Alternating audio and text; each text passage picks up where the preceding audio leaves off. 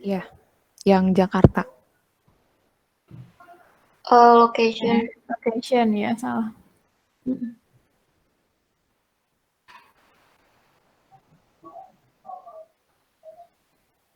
Nah, di sini ada 11 ya, ada 11 sequence.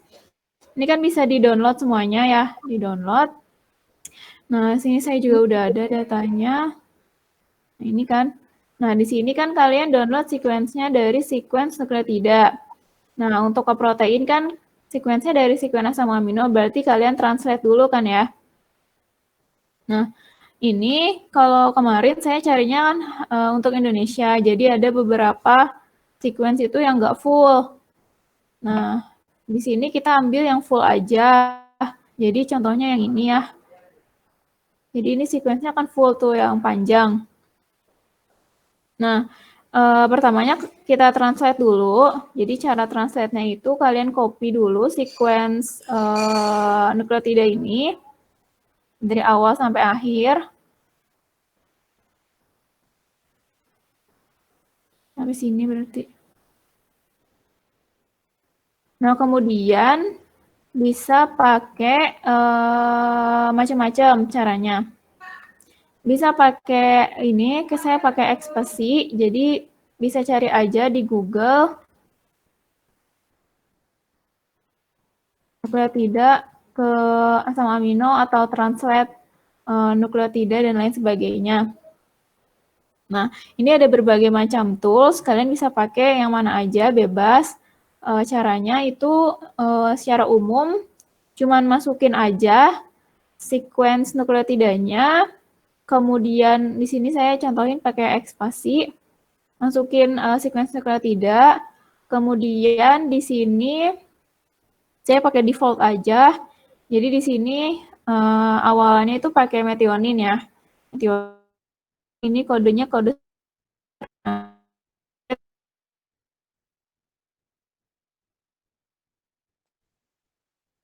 kan hasil translatannya. Nah, kalau di sini dia bisa baca dari frame 1, frame 2, frame 3, dan juga bisa dibalik. Jadi ada pembacaan umumnya kan, biasanya itu kan 5 ke 3, tapi dia juga coba baca dari 3 ke 5. Jadi ada berbagai hasil translatean. Kalau misalnya pakai yang Expressi ini, kita langsung semuanya. Nah, beberapa software yang lain itu kita deskripsiin dulu, mau dari 5 ke 3 atau 3 ke 5, atau mau dari frame 1, 2, atau 3. Nah, setelah itu, setelah kita dapat hasil translatannya, nah selanjutnya misalnya contoh kita sekarang mau modelkan yang protein spike. Nah, kita sekarang itu acuannya dari sequence yang Wuhan. Nah, jadi kita cari dulu sequence Wuhan itu di NCBI. Nah, di NCBI ini kan udah ada ya. Jadi kalau misalnya, ya ulang lagi deh dari awal. Nah, kan kalian buka NCBI, kemudian sini kita cari aja COVID-19.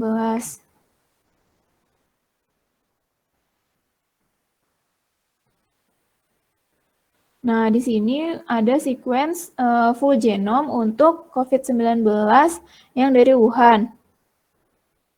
Nah, dia itu ada 2 ORF, ORF 1AB, terus ORF 1A, terus ini protein S itu protein spike, nah kemudian ini protein-protein yang lainnya. Ini N berarti nukleokapsid dan seterusnya. Nah, ini bisa diklik. Nah, sekarang misalnya kita mau tahu sequence untuk spike itu seperti apa. Langsung aja Ctrl F, spike. Nah, di sini untuk spike glikoprotein, nah ini ya berarti posisi gennya di sini. Kemudian untuk hasil translate-nya itu ini ya, berarti ini sequence-nya. Mulainya dari MFVF. Nah, cara gampangnya, ini kita copy dulu aja yang bagian depannya. Kemudian kita cari di sini, di hasil translatean.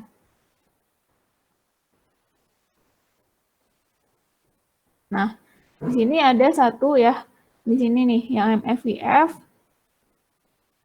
Nah, ternyata dia ada di frame 2.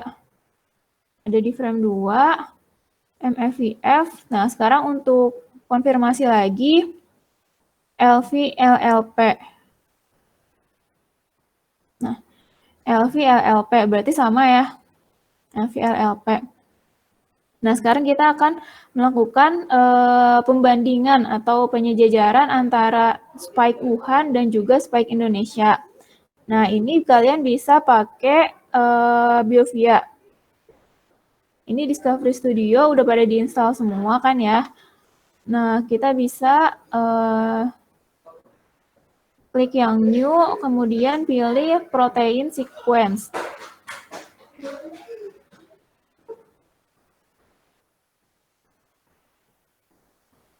Nah, sekarang kita copy aja ininya.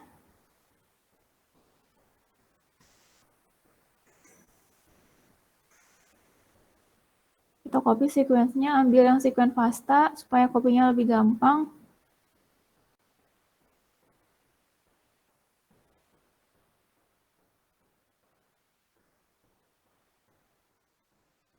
Nah, ini bisa dinamain, jadi di rename.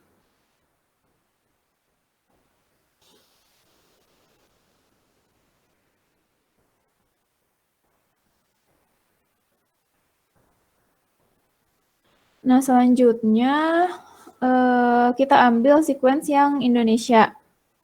Nah, ini ya.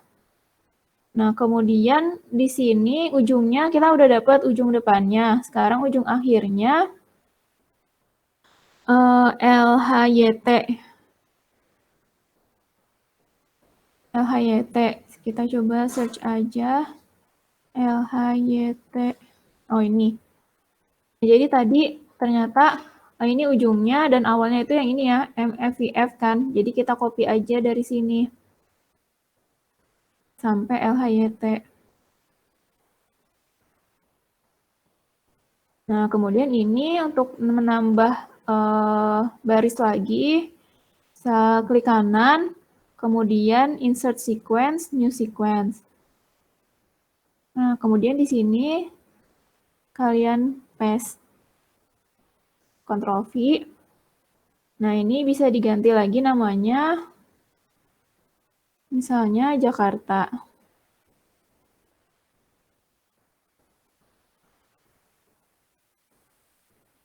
Nah, di sini ternyata setelah disejajarkan, kedua sequence ini sama ya, identik 100%.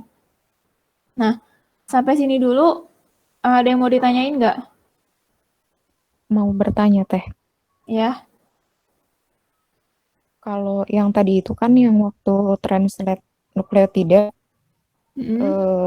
itu tuh frame 1, frame 2, 3 kayak gitu tuh maksudnya apa, Teh? Oh, ya. Jadi, kalau misalnya dari nukleotida ke asam amino itu kan dia bacanya per kodon ya. Jadi per 3 nukleotida. Jadi misalnya ini sequence yang Jakarta, TAC misalnya. Nah, TAC itu kan mengkode 1 asam amino. Misalnya TAC itu dan 3 lagi CTT. Nah, CTT misalnya alanin dan seterusnya setiap 3 asam amino, setiap 3 nukleotida. Nah, untuk frame 1 berarti dibaca itu dari 1. Jadi bacanya itu setiap TAC, kemudian CTT, kemudian CCC. Jadi setiap 3 gitu, tapi mulainya dari 1. Nah, kemudian kalau misalnya frame 2, berarti bacanya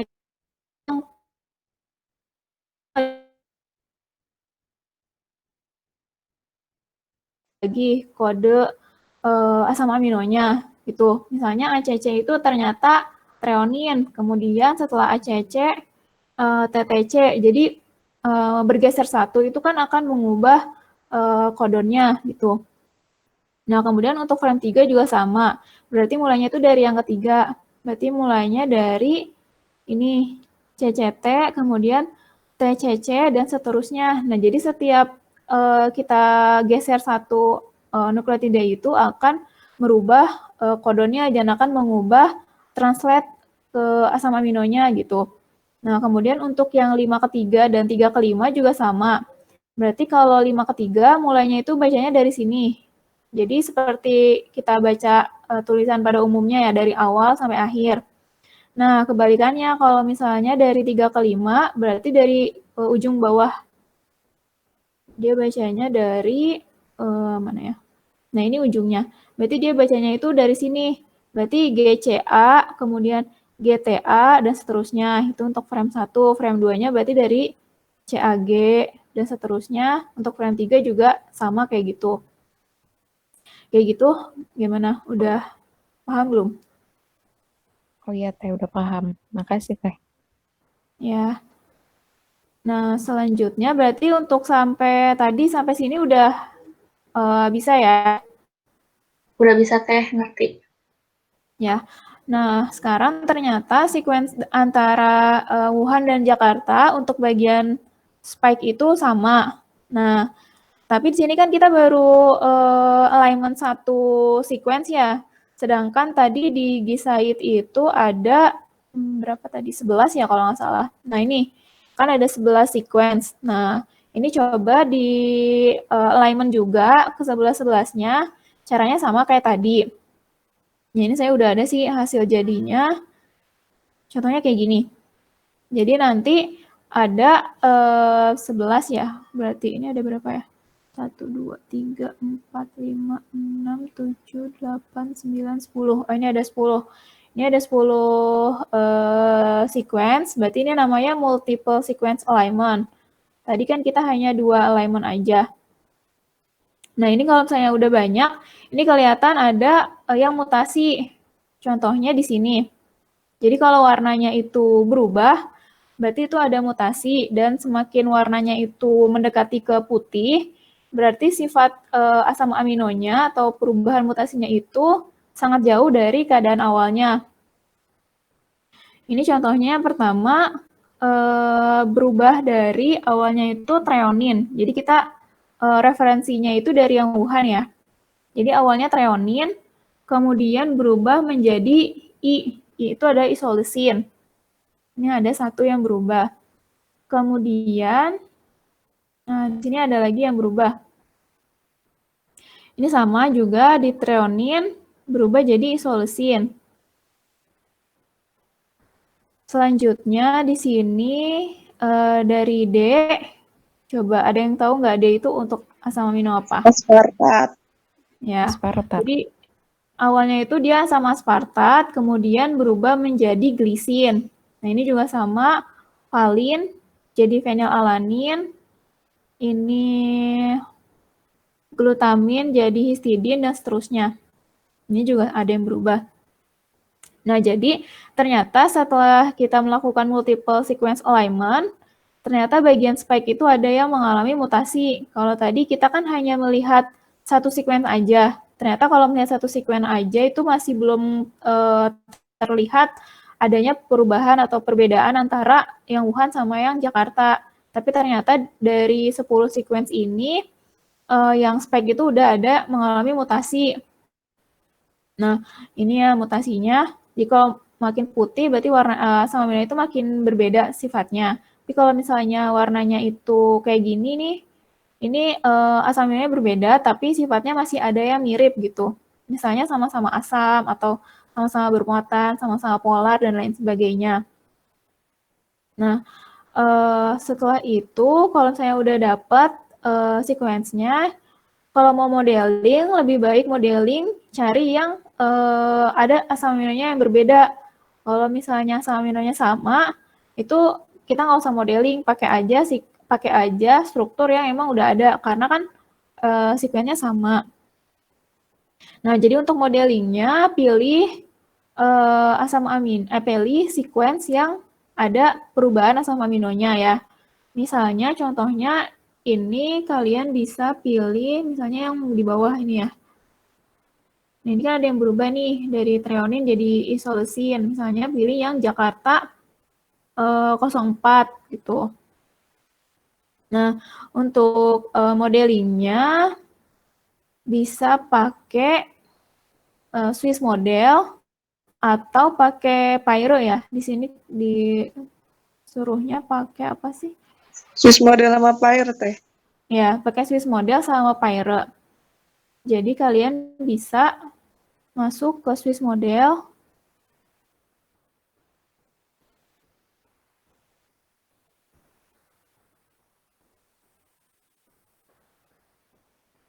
Nah, di sini langsung aja klik yang Start Modeling. Nah, di sini kalian bisa langsung aja copy-in sequence yang mau di modelingnya. Misalnya, kita pakai, ada yang berbeda jauh nggak ya? Nah, yang paling bawah aja ya. Ini yang 04. Copy. Kemudian masukin ke sini.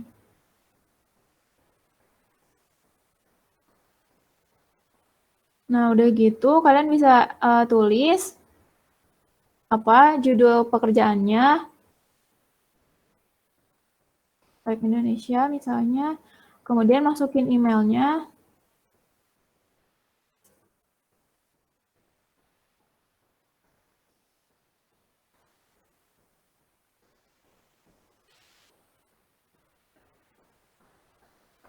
Nah, oh ya, kalau misalnya tentang protein modeling, udah dapet teorinya atau belum?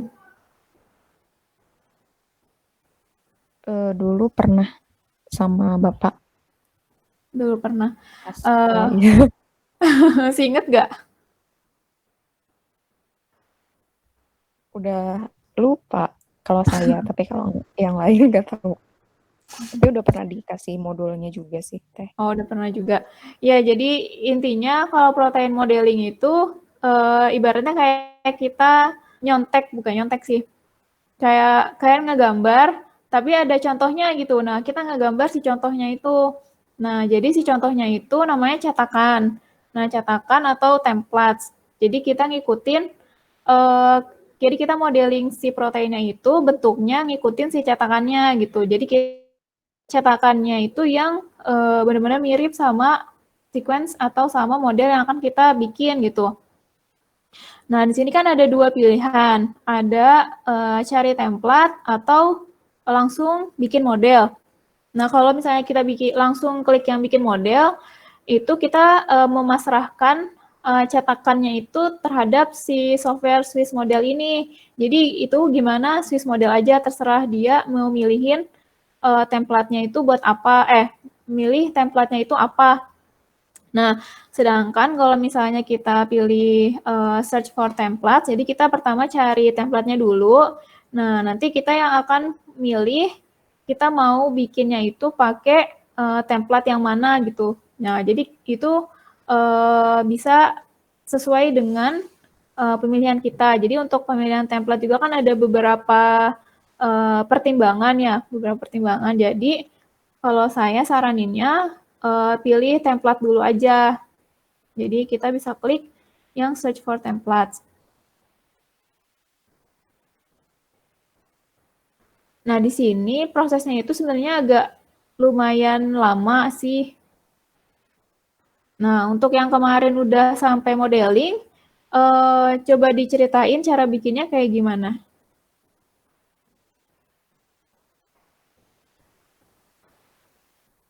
Kalau kemarin proses modeling langsung ya, Teh, atau dari awal? Iya. Coba cerita aja dari awal bikinnya gimana caranya. Oh, ya. Jadi kalau kemarin itu kebetulan kan kemarin udah sedikit dikasih tahu juga sama Kang Ojek. Nah, kalau pertama itu nyari sequence yang Jakartanya dulu, terus pakai software BlastX, tools BlastX. Terus di alignment langsung di NCBI, tapi kemarin mah alignmentnya itu misalnya nggak spike sama spike gitu. Kan kalau barusan dibandinginnya langsung spike sama spike. Kemarin Ya. itu alignment-nya spike yang template atau reference sequence-nya sama whole genome. Kemarin tuh kayak gitu.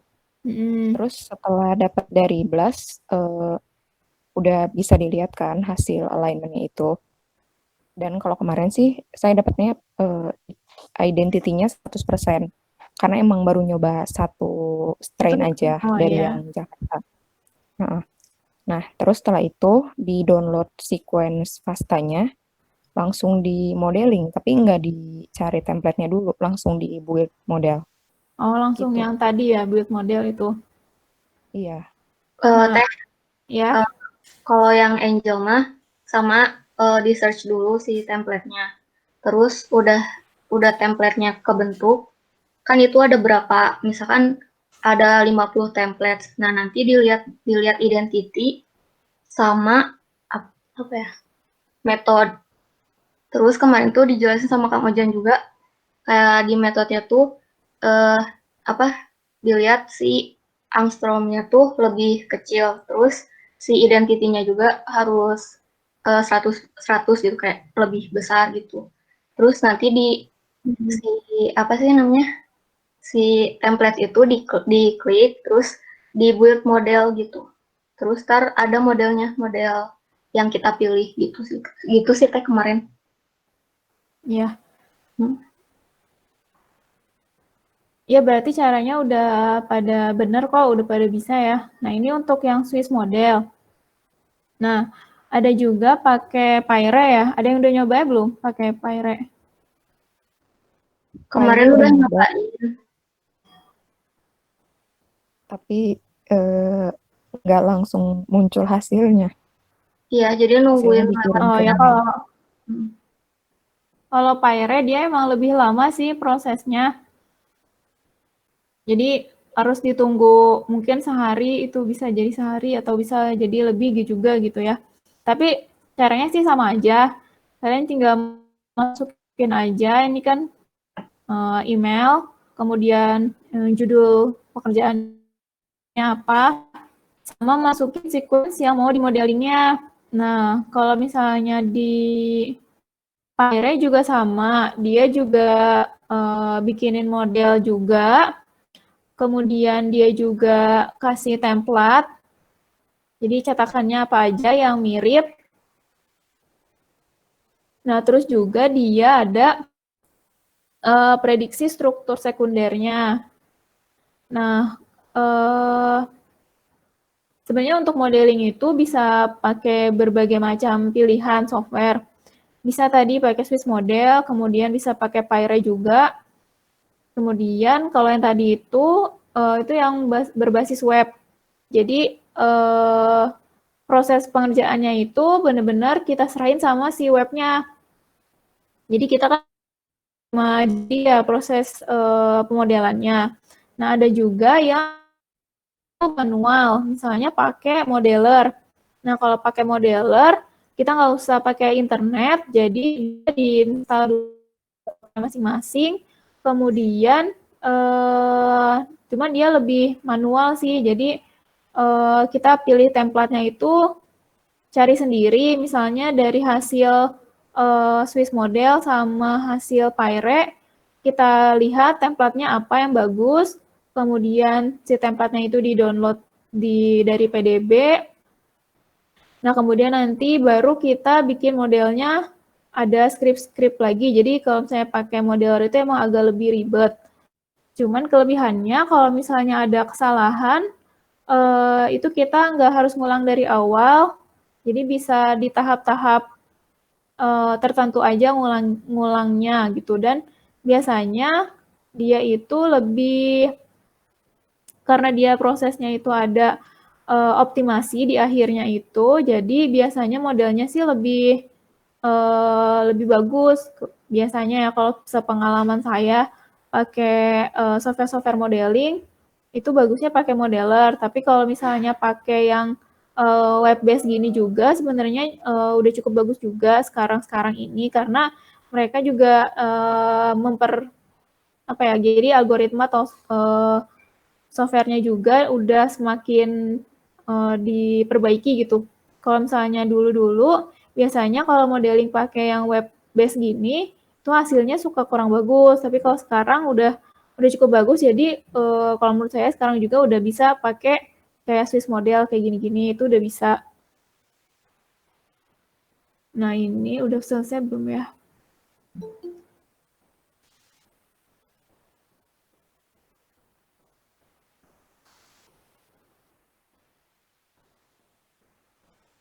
Nah, selanjutnya sambil kita nunggu. Ini udah selesai.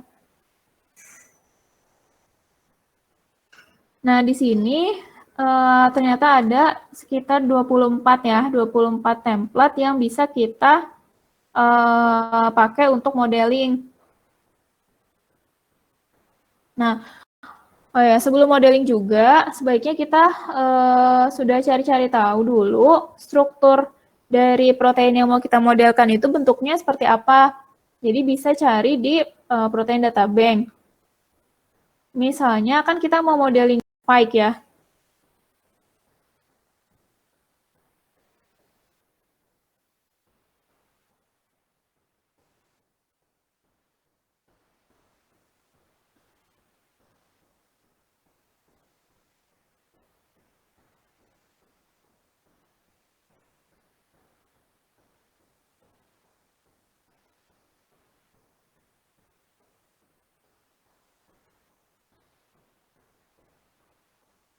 Nah, jadi sebelum kita modeling, kita harus sudah kenal dulu bentuk dari protein yang mau di modeling itu kayak gimana. Karena kalau misalnya kita hanya ngandelin dari hasil pemodelan Swiss model aja, kalau misalnya ada kesalahan tuh kita nggak bisa koreksi gitu. Nah, jadi pertama misalnya kita cari dulu bentuknya itu seperti apa. Ya, spike ya. Di sini di protein data bank bisa dicari. Nah, kemudian untuk lihat strukturnya, kita bisa yang 3D view.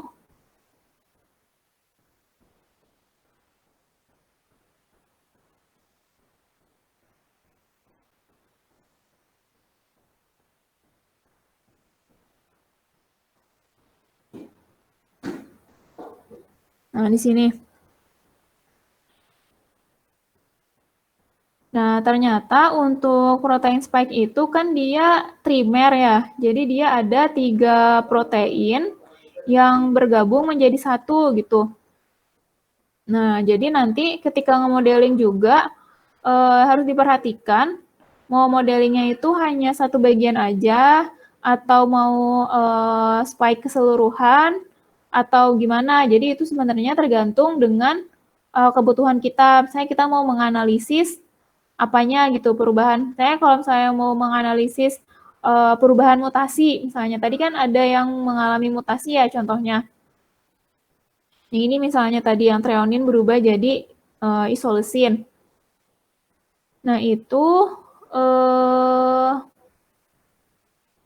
kita bisa pilih akan memodelkan hanya satu monomer saja atau mau ketiga-tiganya. Nah, kalau saya sih lebih baik langsung modeling aja ketiga-tiganya karena takutnya si posisi yang tadi termutasi itu ada di bagian yang interface, jadi antara protein yang satu dengan protein yang lainnya. Jadi apakah perubahan mutasi tersebut itu mengganggu pengikatan atau interaksi antar protein atau tidak, atau apakah perubahan mutasi itu terjadi spike dengan reseptor di dalam tubuh ya, kayak gitu. Jadi kalau tujuannya untuk melihat mutasi, bisa aja kita langsung modeling ketiga dari keadaan ketiga protein ini. Nah, kemudian juga untuk protein spike itu dia ada keadaan yang terbuka sama keadaan tertutup. Jadi keadaan terbuka itu adalah keadaan ketika proteinnya itu aktif. Nah, sedangkan keadaan tertutup itu keadaan ketika proteinnya itu dia tidak aktif. Nah, kita juga harus ketika memilih template, kita harus melihat dulu template-nya itu dalam keadaan yang aktif atau inaktif. Nah, yang mau kita modeling ini, yang mau kita lihat perubahan mutasinya itu di bagian yang aktif atau inaktif. Nah, kalau misalnya mau lihat yang mutasi, berarti kan dalam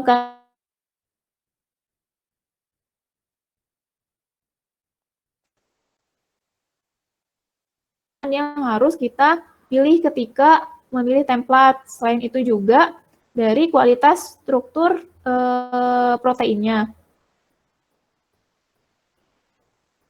Untuk kualitas strukturnya, itu bisa dilihat di sini, di bagian eksperimental data. Ada metode itu bisa kan. Nah, ini metode mikroskop.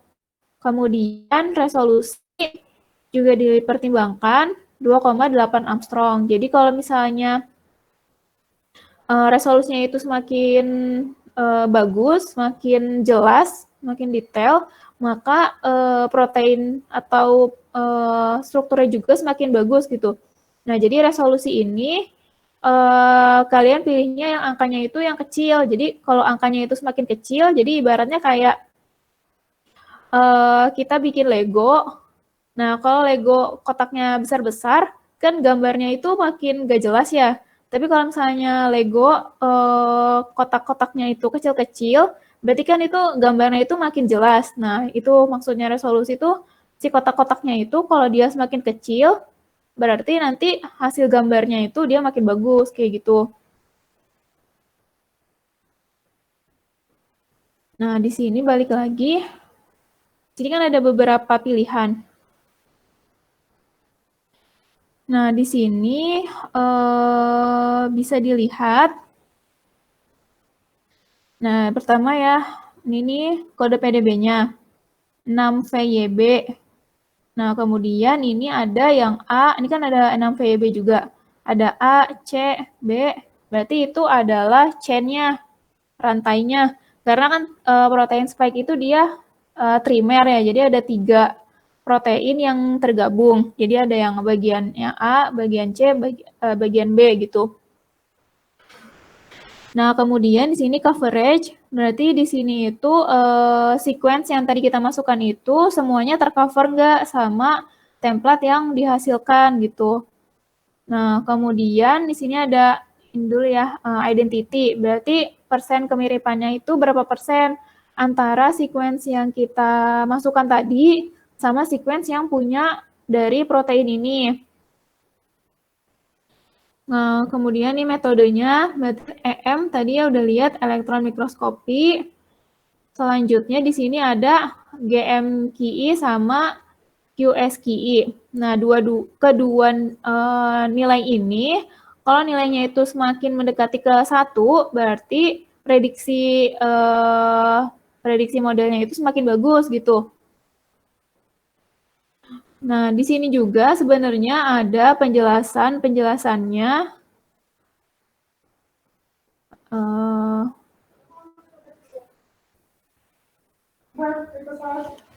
Iya. Nah, pokoknya nanti ada ya di sini. Bisa dilihat di bagian, kalau nggak salah, di sini deh, kalau nggak salah. Di sini nih, jadi di documentation.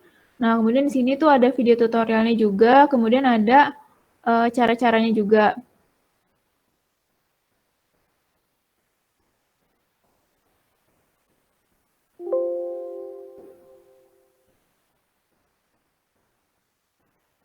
Nah, di sini, jadi ada penjelasannya, semakin nilainya mendekati 1, berarti dia semakin bagus.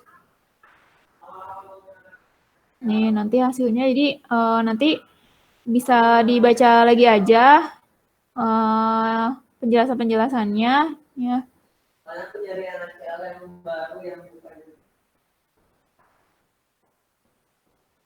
Nah, kemudian di sini juga kalau diklik ya, ini bisa diklik.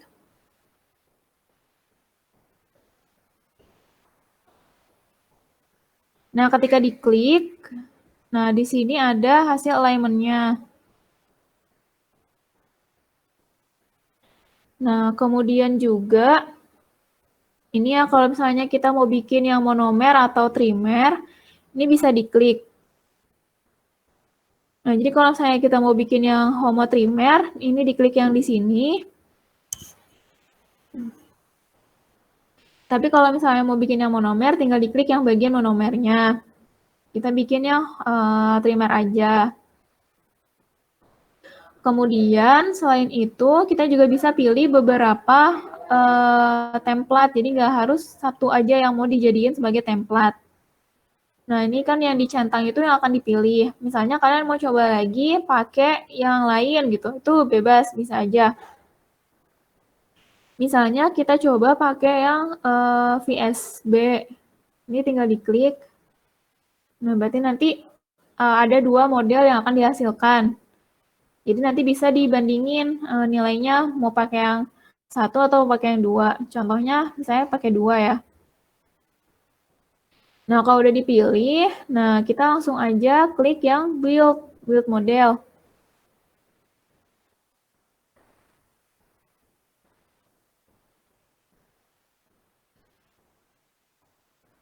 Nah, di sini tinggal ditunggu aja prosesnya sampai dia selesai.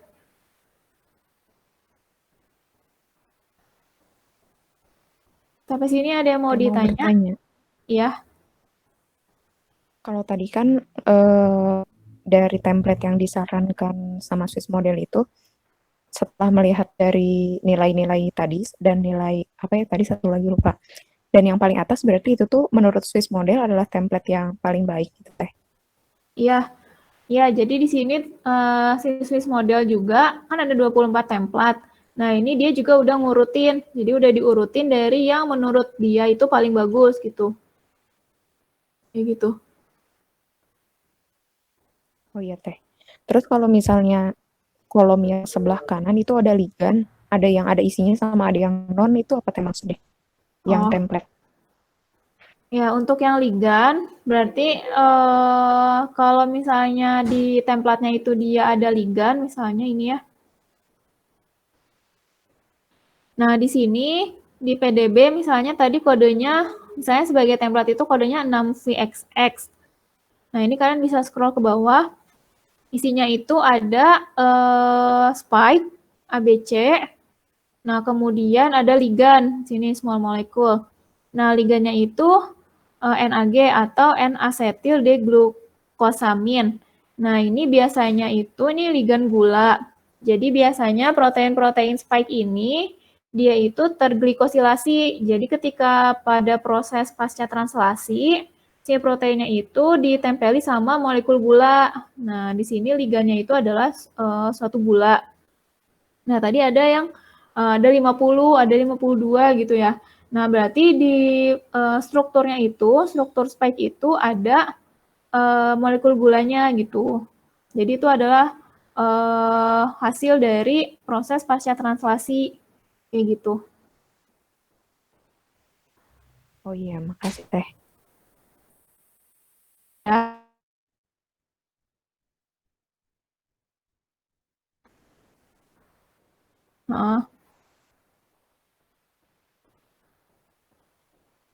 Nah,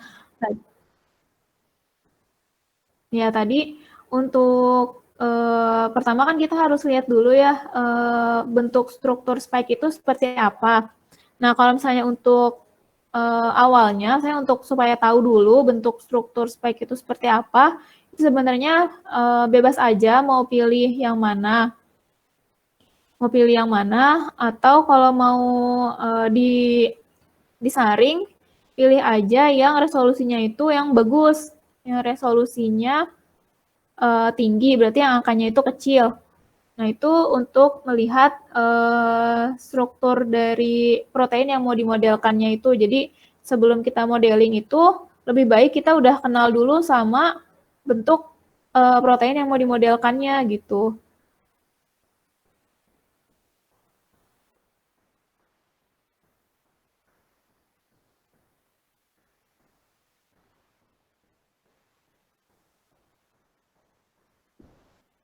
Iya, iya supaya ketika nanti modelnya itu udah selesai, udah jadi tuh hasil sendiri gitu modelnya itu.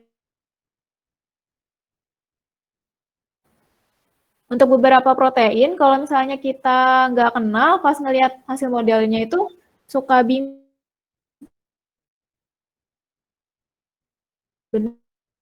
gitu. Jadi pasti modeling itu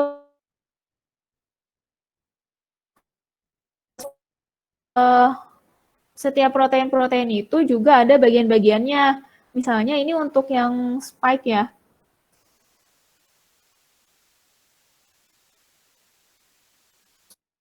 Bagian-bagiannya. Mana ya? Sebentar, saya coba cari jurnalnya.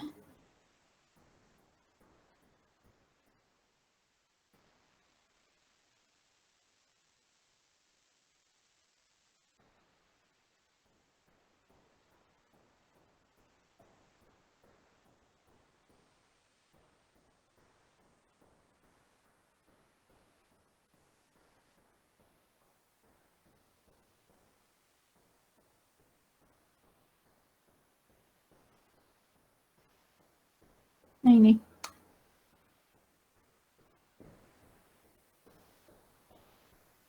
Nah ini untuk bagian yang spike. Nah di bagian spike itu ada ini ya untuk bagian-bagiannya. Ada yang namanya NTD, N terminal domain kalau nggak salah ya, saya agak lupa juga. Kemudian ada yang bagian RBD atau receptor binding domain. Kemudian ada bagian S protein, ada S1 sama ada S2, dan seterusnya. Ini ada bagian TM itu transmembran. Nah, jadi ini berarti yang biru itu di bagian sini itu namanya NTD. Kemudian yang warna hijau, ini yang bagian ke atas. Ini namanya RBD. Kemudian untuk bagian yang S itu yang warna merah. Yang di sini. Kemudian ini yang warna kuning berarti yang ini. Nah, jadi misalnya ini setiap protein itu dia juga ada bagian-bagiannya. Jadi ini kan untuk yang spike. Nah, bagian yang dia itu mengikat ke reseptor, jadi misalnya ketika si virusnya itu masuk ke dalam tubuh, kan itu harus ada yang nangkep ya, supaya ketika dia masuk ke dalam tubuh itu kan pasti tubuh tuh ada yang nangkep si virusnya. Nah, bagian yang nangkep si virusnya itu kan reseptornya namanya AC2 untuk yang diketahui sampai saat ini itu namanya AC2. Nama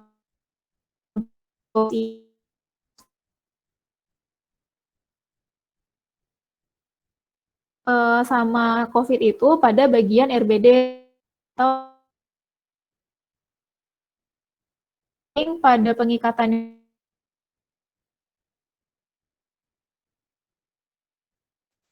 ini yang bagian hijau ini. Nah, jadi kalau ya jadi kalau misalnya kita mau lihat pengikatan antara RBD sama reseptor yang di dalam tubuh, itu kita lihatnya di bagian RBD ini.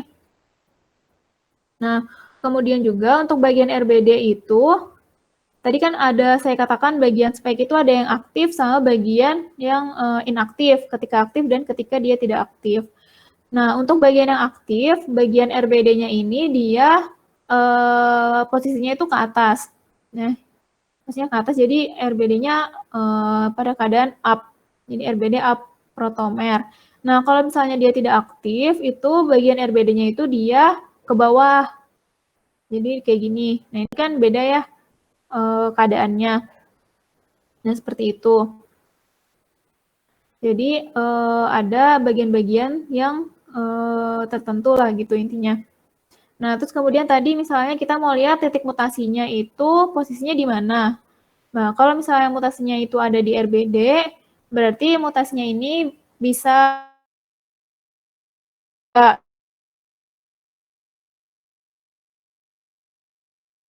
itu ada di bagian interface. Jadi bagian yang ini kan ada 3 protein yang saling berhubungan. Nah, kalau dia terletaknya di bagian antar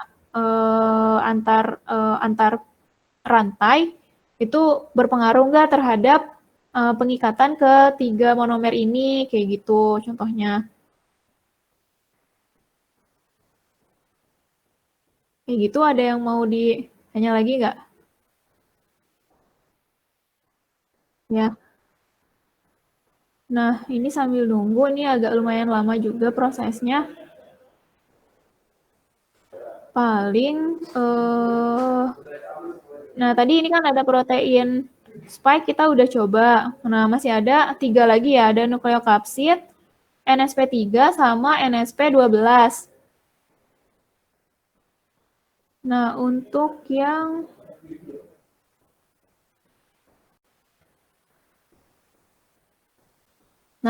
di sini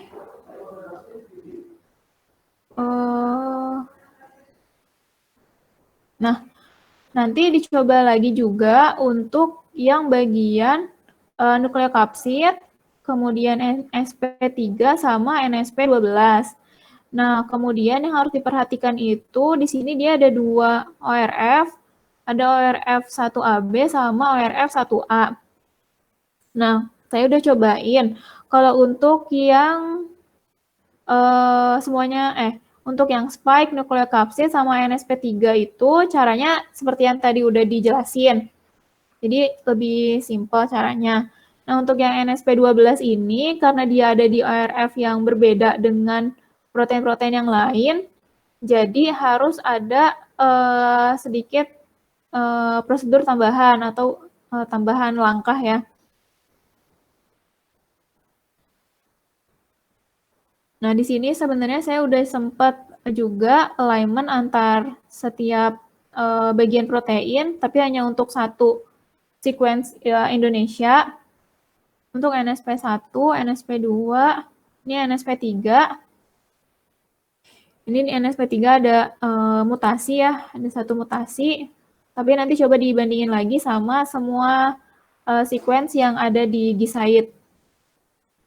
Kemudian, nah, NSP12, 12, 13, 14, 15, 16 itu dia beda ORF, jadi hasil alignment-nya itu nggak sama gitu.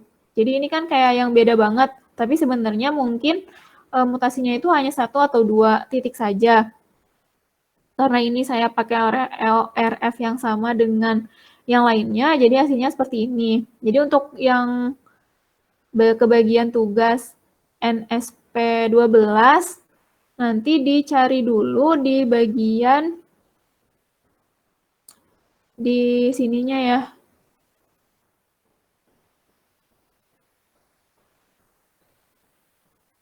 Di sini NSP12. Nah, di NSP12 ini coba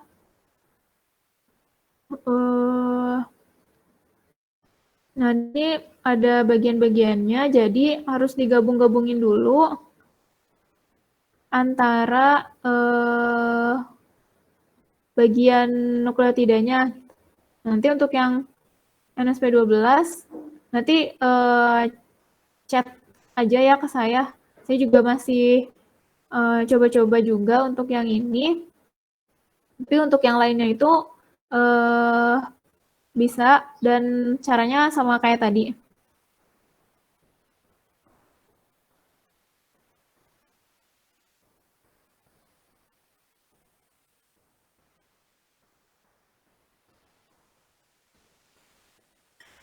Nah, ini yang satu udah selesai. Tadi kita bikin 2 model, yang satu udah selesai. Nah, di sini hasilnya, ini yang sebelah kanan itu modelnya, hasil modelingnya. Nah, kemudian di sini ada penjelasan atau evaluasi dari model yang dibikin. Nah, cara gampangnya itu pertama kalian lihat aja di bagian kimin. Nah, di sini itu kan ada icon ya, icon jempol. Nah, kalau misalnya jempolnya ke atas, thumbs up, berarti modelnya bagus gitu kan. Nah, tapi kalau misalnya dia ke bawah, tandanya ke bawah, berarti modelnya juga kurang bagus. Jadi, Swiss modelnya juga dia bisa nilai hasil model yang dia bikin. Nah, di sini katanya nilainya bagus. Nah, untuk penjelasan-penjelasannya itu ada di sini, di halaman yang di documentation ya. Nah, kemudian untuk GMQI itu sama, semakin dia mendekati ke angka 1, berarti dia nilai bagus. Ini kan GM itu Global Model Estimate. Jadi kualitas modelnya itu bagus kalau nilainya mendekati 1.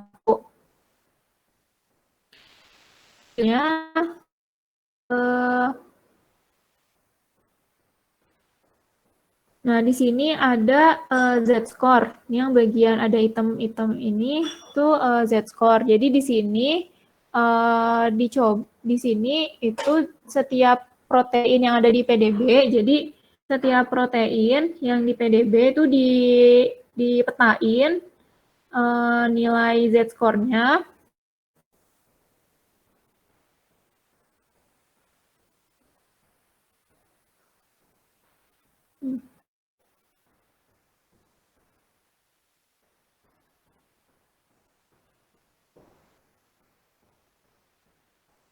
Gini ya. Nah, jadi di sini setiap protein itu yang ada di PDB dipetain nilai Z-score-nya. Jadi per misalnya asam aminonya jumlahnya ada berapa gitu ya. Kemudian nilai Z-score-nya berapa. Nah, di sini model kita posisinya ada di sini ya, yang bintang.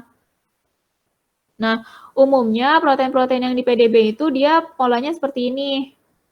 Nah, untuk yang kita itu dia ada di sini. Di sini ya cukup bagus karena masih ada di sekitar bagian yang protein-protein yang umumnya gitu. Kalau misalnya modelnya itu ada di jauh banget dari yang seharusnya, misalnya dia adanya di sini, itu ya di bagian yang putih-putih ini kan dia jauh banget dari keadaan yang seharusnya.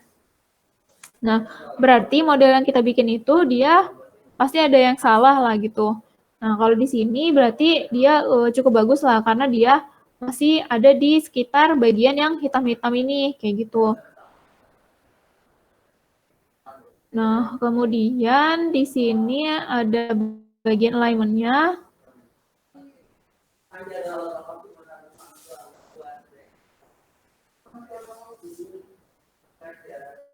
Nah, gitu ya caranya. Nah, ini kita tadi kan bikin 2. Bisa dipilih, misalnya ini 0,72, kalau ini 0,74, ini 209, 258. Sebenarnya sih nggak beda jauh ya antara yang pertama sama yang kedua.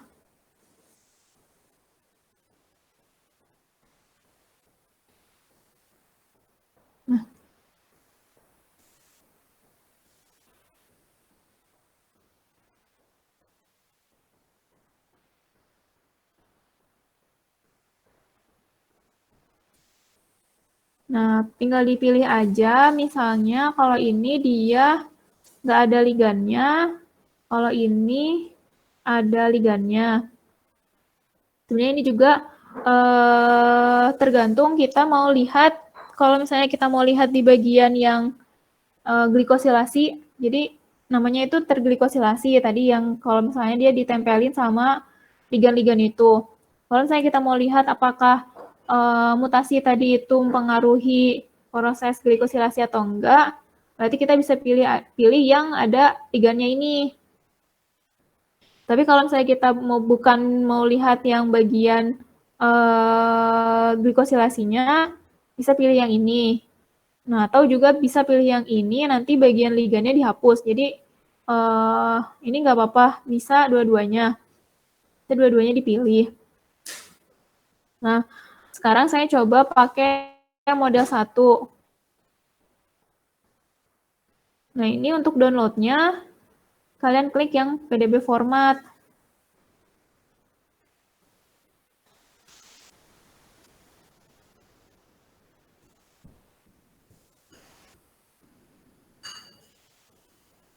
Nah, kalau udah di-download, ini bisa dibuka pakai Discovery Studio.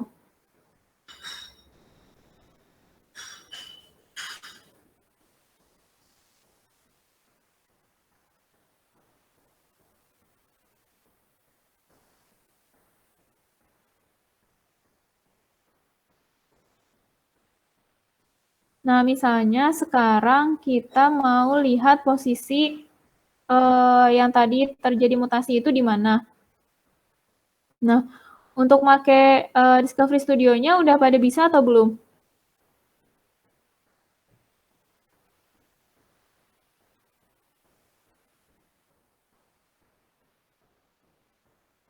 Sedikit bisa. Ya, jadi ya. Ya, jadi tadi hasil modelingnya kan di-download, kemudian dibuka di Discovery Studio ya. Nah, tampilannya ini kan seperti ini. Nah, kemudian ini di bagian sebelah kiri, ini ada bagian-bagiannya. Jadi kan dia ada 3 rantai. Jadi ada A, B, C. Nah, ini untuk yang bagian ligan. Nah, jadi kalau misalnya dipilih itu, dia warnanya jadi kuning. Kayak gitu ya. Nah, kemudian untuk ini juga ada isinya. Jadi ini per asam aminonya apa aja. Kemudian di sini per atomnya apa aja. Nah, kemudian untuk kita tampilin sequence-nya, bisa dipencet Ctrl key. Ctrl key. Nah, tadi itu di posisi yang mana? Ini ya. DIADT. DIAD coba. Nah, karena ini tadi mulainya di 27, kan pertamanya itu ala 27 ya. Nah, jadi di posisinya itu bukan di nomor 1, jadi dia mulainya di asam amino ke 27. Kalau ini kan awalnya dari yang M. Nah, baru yang ke 27-nya ini ya. IETNS. Ya. Jadi gampangnya misalnya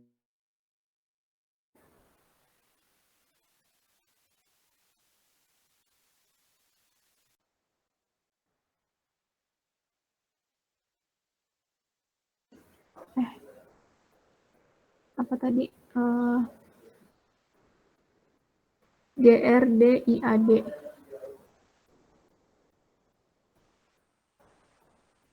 Ya. Nah, yang mutasinya itu kan di sini ya, yang bagian I ini. Harusnya T, dia berubah jadi I. Nah, ini posisinya di mana? Kita bisa dipilih dulu yang I-nya di blok. Kemudian, nah kita tampilin pakai yang besar ini, yang tampilan yang bola. Nah, di situ ya tadi ada yang berubah jadi kuning, terus kita zoom pakai yang ini, fit to screen. Nah, di sini perubahan mutasi yang tadi dari T, dari treonin jadi isoleucine.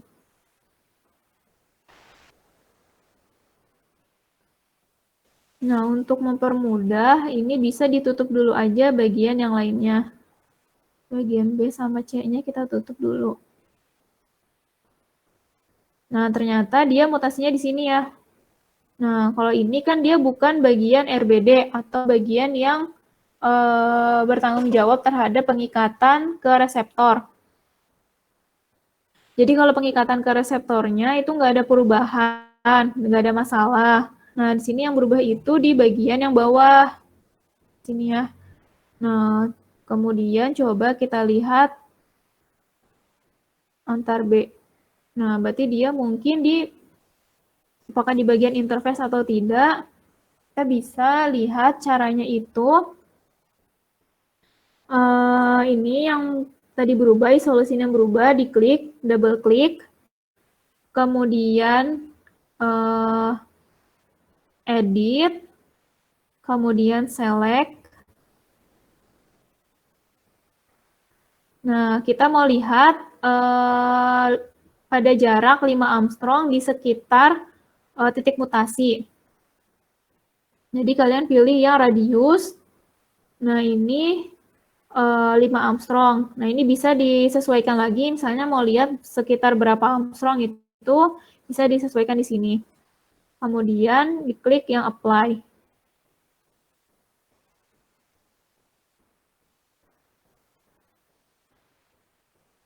Oh, ternyata titik mutasi yang tadi itu dia tidak berada di interface. Jadi ini bagian yang B-nya.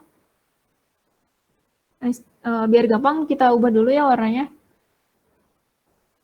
Caranya diklik display style, kemudian pilih protein, kemudian warnanya diubah. Ini bebas warnanya apa aja.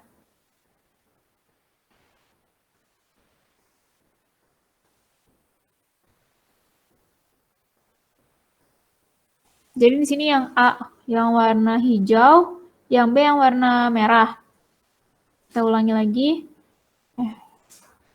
Jadi bagian ini di double klik, kemudian edit, select, radius, 5 Armstrong, apply.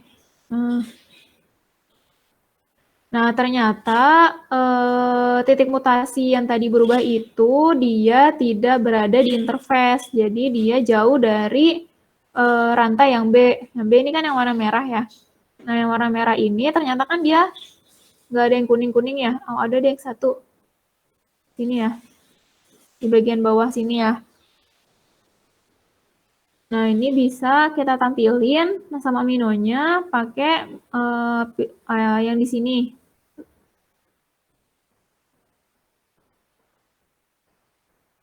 Nah, kemudian untuk melihat interaksinya, kalian bisa klik, jadi dipilih dulu asam aminonya yang ini, yang warna kuning-kuning ini, kemudian pilih yang non-bond interaction.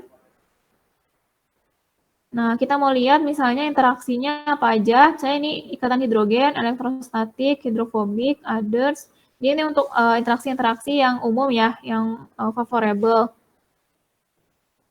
Kemudian molecular scope-nya berarti between molekul. Karena ini kan molekulnya antar molekul A sama molekul B. Kemudian scope-nya within selection. Jadi yang kita pilih yang warna kuning. Oke. Ini ya. Yang tadi berubah itu kan ini ya. Mana sih? Ya, ini. Oh, ternyata di sini walaupun dia berubah, walaupun dia mutasi, tapi dia tetap ada interaksi dengan yang bagian B. Jadi perubahan mutasinya itu tidak mempengaruhi interaksi antara chain A dan chain B. Seperti itu. Karena di sini ada interaksinya ya. Jadi yang garis putus-putus ini itu ada interaksi. Nah, interaksinya apa? Bisa diklik di bagian ini, tanda panah yang bawah. Kemudian pilih yang non-bond. Paling ujung ini ada non-bond. Ini kan ada dua garis ya, sini ada dua interaksi. Nah, interaksinya itu adalah interaksi hidrofobik. Nah, ini ya, interaksinya hidrofobik. Antara fenilalanin yang ini dengan isoleusin dan juga dengan alanin ya. Ya, dengan alanin. Seperti itu caranya. Gimana sampai sini? Ada yang mau ditanya dulu?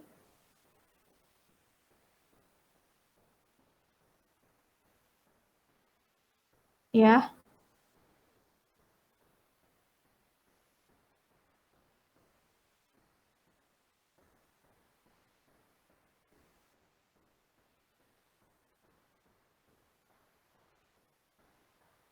Iya, sama juga. Jadi kalau tadi yang diceritain itu di blast-nya pakai yang blast X ya. Jadi pakai yang langsung ditranslate. Itu bisa juga caranya kayak gitu. Tapi untuk yang pertama-tama, kalau bisa kalian petain dulu kayak gini ya.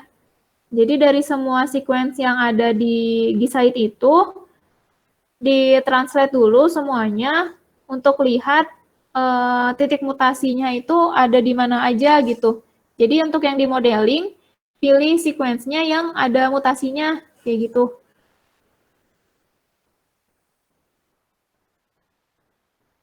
Ya, supaya untuk ngebandingin kan, ngebandingin titik mutasi yang terjadi itu berpengaruh besar nggak sama, ya beda banget nggak sama yang ada di Wuhan itu, kayak gitu.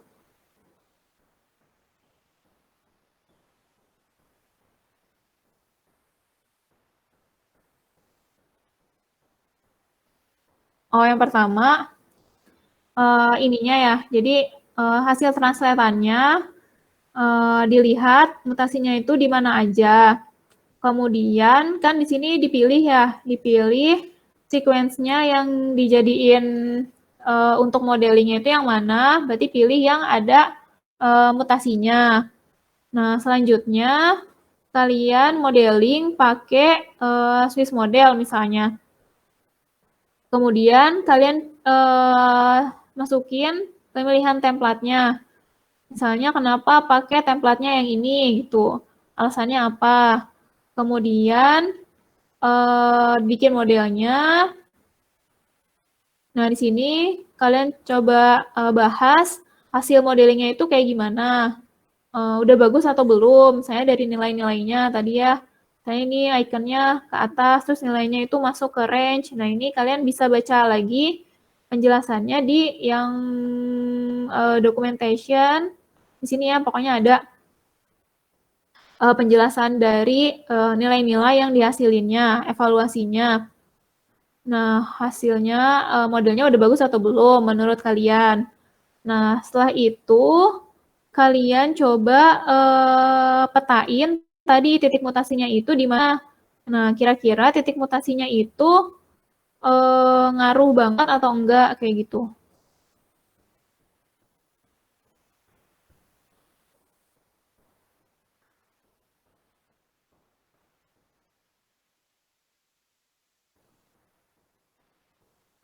Ya, ORF itu kan open reading frame ya. Jadi pembacaan pertama dari genom itu yang ditranslate jadi suatu asam amino gitu. Kan bagian genom juga kan ada yang intron sama ekstron ya. Masih ingat lah pasti. Nah, si ORF itu kan singkatannya dari Open Reading Frame. Jadi frame pertama di bagian genomnya itu atau dibaca sebagai ekson ya, yang bisa dibaca, yang ditranslate menjadi protein kayak gitu. Kayak gitu.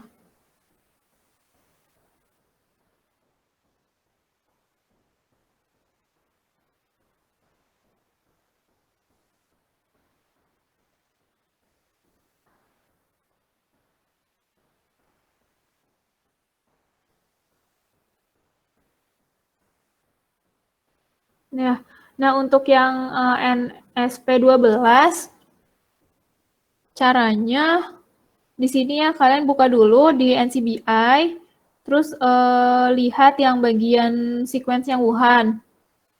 Nah, di sini mana ya?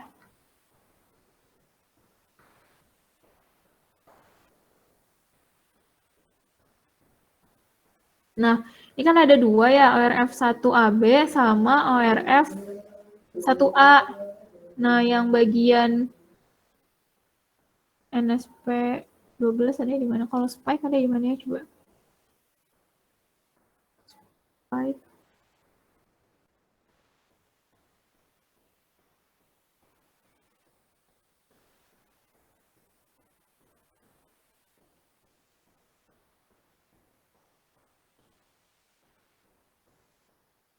Coba di NSP 12.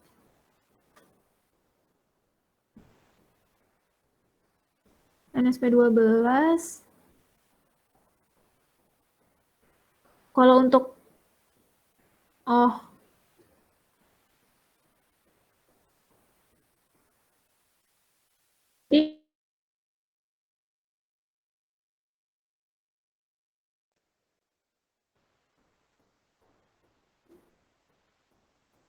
Iya. Nah, ini emang sequence proteinnya yang YP ini. Nah, tapi kalau ada ya SADA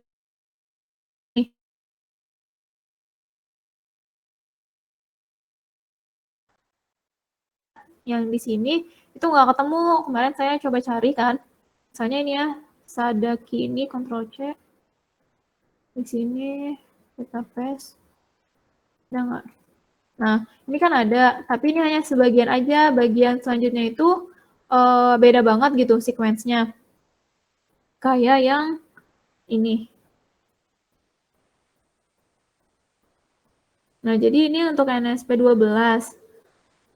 Nah, ini cuma ada bagian awalnya aja yang dia itu sama, tapi untuk yang selanjutnya itu dia benar-benar berbeda. Jadi ini sebenarnya bukan berbeda, tapi ternyata dia ada di ORF yang lain gitu. Nah, caranya mana ya? Nah, ini berarti dia adanya di 1AB ya, ORF 1AB aja. Nah, di sini ada ini CDS-nya ORF 1AB. Di bagian atas dulu.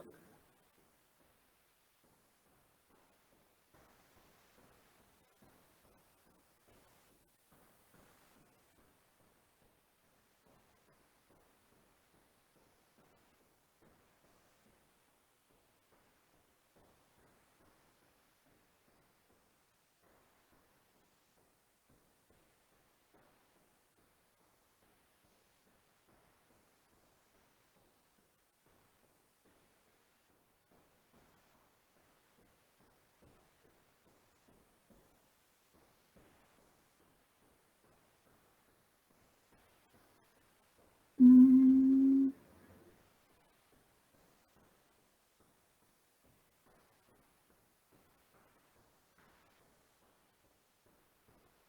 Hmm.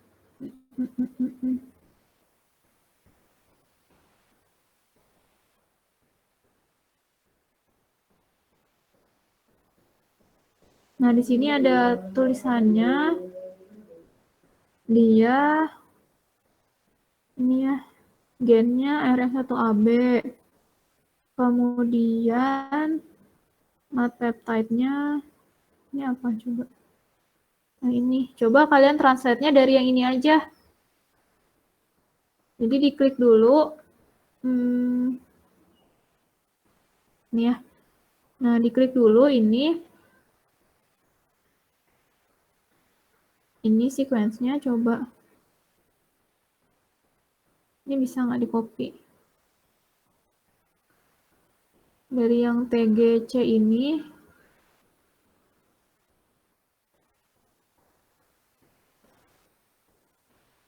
Sampai yang ujung sini, Ctrl C.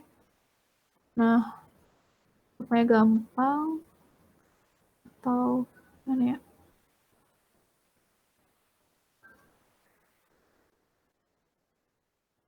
Nah, kalau misalnya kalian langsung copy, terus masukin ke sini, itu kan ada bagian yang awal-awalnya nih, ada yang 1590 dan seterusnya. Nanti di sini juga kebaca, jadi harus dihapus dulu. Nah, ini harus dihapus dulu. Terus sama spasi-spasinya juga itu dihapus dulu semuanya. Jadi supaya dia rapi dulu semua, baru kalian translate. Coba kalau gini mau nggak? Ya gitu caranya ya. Kurang lebihnya seperti itu. Ya. Masih ada yang mau tanya dulu? Saya mau nanya lagi. Ya. Balik lagi sih yang tadi yang Bilvia, kan sequence yang Indonesia tuh ada 11. Nah, tapi kan nggak semuanya komplit. Ada yang cuma berapa pasang bahasa doang. Ya. Terus itu ketika nanti di alignment itu gimana teh? Maksudnya tuh ngebandingin itu gimana gitu, nggak kebayang. Oh, ya nggak apa-apa. Kalau misalnya, ini kan contoh yang spike, dia ada di semuanya ya.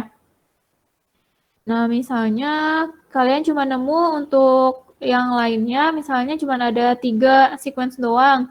Ya udah nggak apa-apa, berarti di sini cuma ada Wuhan sama 3 sequence yang Indonesia. Terus dilihat ada perbedaan atau enggak.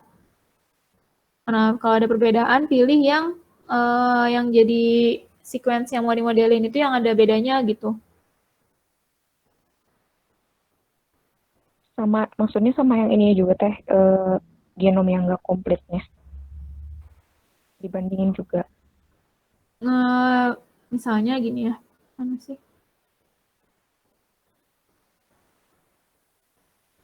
Nah, ini kan kalau saya download semua yang ada Indonesianya. Ini ada yang cuma sedikit doang kan ya. Nah, ini kan nggak usah dipilih gitu, nggak usah dipilih, pilih aja yang full gitu. Misalnya yang ini kan full. Nah, jadi yang full itu sekitar ada 10 atau 9 gitu. Jadi pilih yang itu aja.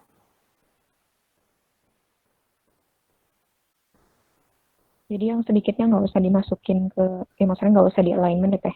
Iya, Yang karena nggak lengkap. ya. Oh iya. Ya makasih teh. Iya. Ada lagi?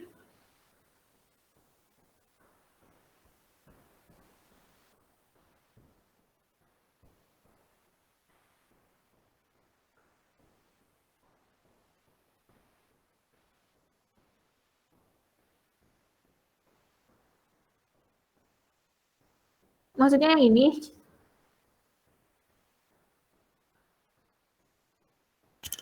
Oh, kalau misalnya dari yang Gisaid itu, kan dia sequence-nya nukleotida. Kayak gini ya, nukleotida semua. Sequence-nya. Nah, kita kan mau carinya yang sequence asam amino. Jadi ini di translate dulu. Nah, caranya satu-satu sih kalau saya. Jadi satu-satu ini di copy dulu, di copy semua sequence-nya satu, kemudian di translate ke sini, masukin ke sini, di translate. Nah, habis itu dari sini baru di copy, masukin ke BioVia gitu. Iya. Ya.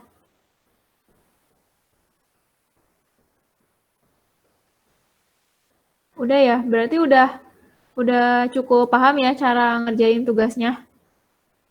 Paham teh. Ya. Ya, nanti sambil dicoba, kalau misalnya ada yang bingung, nggak apa-apa ditanyain aja, bingungnya di sebelah mana, kayak gitu ya. Iya teh. Oke. Kalau misalnya udah nggak ada yang mau ditanyain lagi, saya kira udah cukup ya untuk kuliah hari ini. Berarti untuk hari ini yang nggak masuk tadi ya, yang sakit aja ya? Iya teh, satu orang lagi. Iya teh. Ya. Rizky. Oh, Rizky, ya udah. Ya sekarang dicoba dulu aja, dikerjain dulu, sambil ya dieksplor aja semuanya karena emang udah ada semua ya data-datanya. Terus juga webnya kan gratis juga, jadi bisa dicobain aja semua kemungkinan gitu. Nah, kalau misalnya udah, kita sudahi dulu saja untuk kuliah hari ini. Nanti paling tanyain lagi ke Bapak selanjutnya itu kayak gimana ya. Nah, kalau udah nggak ada, kurang lebihnya mohon maaf. Wassalamualaikum warahmatullahi wabarakatuh. Waalaikumsalam. Warahmatullahi wabarakatuh. Makasih. Makasih teh. Yuk.